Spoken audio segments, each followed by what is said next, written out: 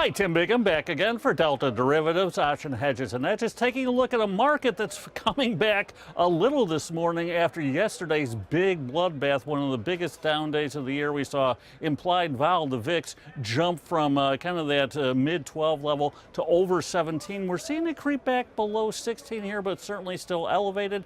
I kind of like selling both sides of the market here using kind of a one standard deviation methodology on the major indices, S&P 500, the NASI, the Dow, just looking to sell the regular July traditional the money call spreads and put spreads both, about one standard deviation on both sides. The fact that the VIX exploded here means that area is much wider for the same net credit. I just think given the damage we saw yesterday on some of these names, the market's probably due for a period of consolidation. Certainly doing the same thing, especially on some of those big momentum names that finally came crashing back down to earth. You know, looking at stocks like Netflix using that kind of all-time highs that we saw around that 425 level to sell our calls, and then hedging by buying the 430 calls. Same thing with Facebook, right around that 205 level, hedging with the 207.50s. Amazon, which got up to 1750-ish, using that 1780, 1800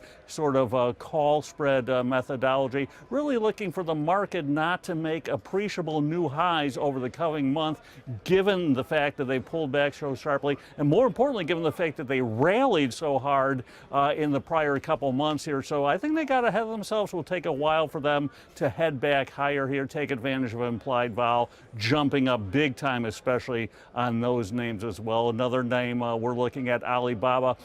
2 weeks ago was at all-time highs at 210, implied vol at yearly lows. Yesterday we saw the stock down 10% in less than 2 weeks, implied vol jumping to the highest post-earnings level we've seen. So again, they're using out-of-the-money put spreads in this case to be buyer of BABA on further weakness. The 175, 170 July put spread. In fact, BABA's around 190 here. I think I'd be a buyer on certainly another 10% pullback on that name as well. Otherwise, entering into a normally kind of quiet period, obviously with the 4th coming up, and seasonally kind of a dead spot in the market as well. Although buybacks, which have fueled this market, probably will begin in earnest again towards the end of July. So we're kind of in a dead period for that as well. So until next time, as always, here's a good trading, and to everyone out there, have a happy and safe 4th. Take care.